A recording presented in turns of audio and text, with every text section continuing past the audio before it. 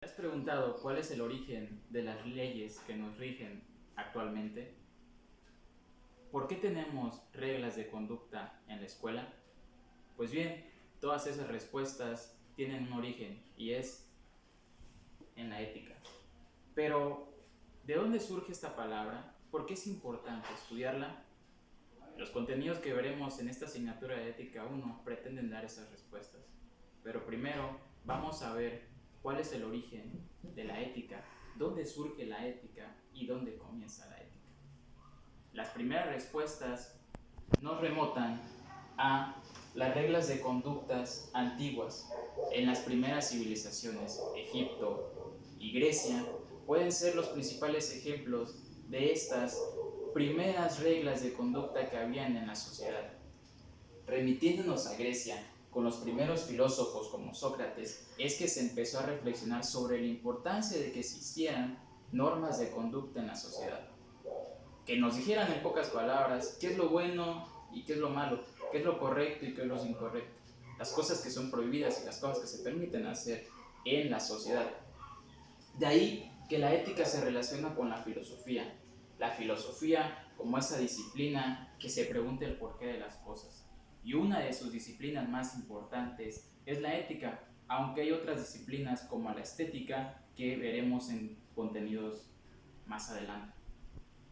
Este paso del mito a logos que se da en la filosofía es importante para la ética, porque primero en los mitos se intentaban dar explicaciones sobre el origen de las cosas, sobre el comportamiento humano, pero ya con la filosofía, con ese logos, se empezó a dar una explicación racional del porqué de las cosas.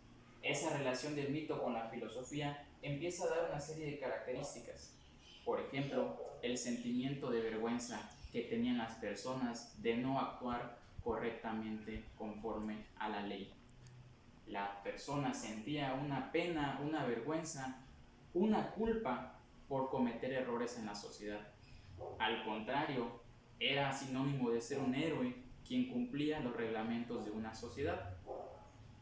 Otro factor importante es la culpa o la voz de la conciencia. Según la mitología griega, creían que se tenía de manera interna un demonio, el daimon que decían ellos. Esa voz interna, esa voz de la conciencia, nos decía cómo podemos obrar, de buena o mala manera.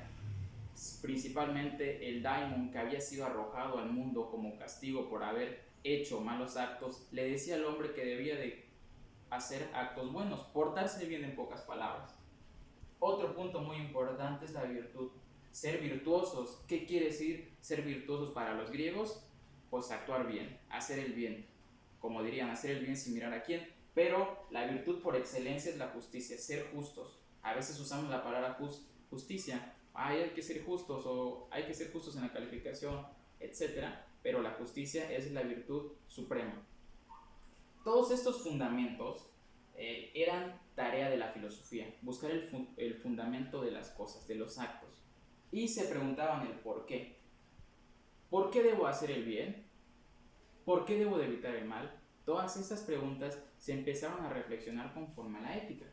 Ahora bien, como último punto, veremos la diferencia que hay entre la ética y la moral. Muchas ocasiones confundimos la ética con la moral, o creemos que son lo mismo, o creemos que son cosas totalmente diferentes, cuando más bien son cosas complementarias. Pero antes vamos a definir lo que es ética. Ética viene del griego ethos,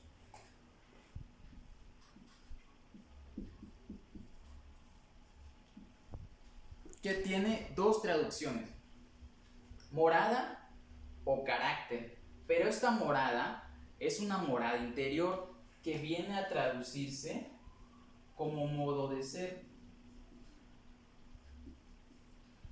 Mi modo de ser, mi manera de ser. Y la otra, un carácter, una costumbre. Costumbre en cuanto a hábitos, a actos que yo tengo. Por consiguiente, no puede haber ética si no puede haber moral. Pero ¿qué es la moral? ¿Cómo definimos la moral? La moral son un conjunto de hábitos de una sociedad. En la sociedad hay moral, por lo que puede haber moral y no puede haber ética. En pocas palabras, la moral son los hábitos que hay en una sociedad, en un estado, en un pueblo, en un gobierno.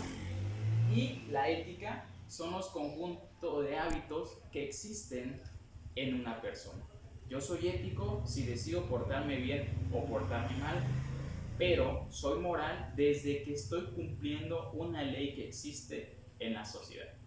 Gracias por su atención.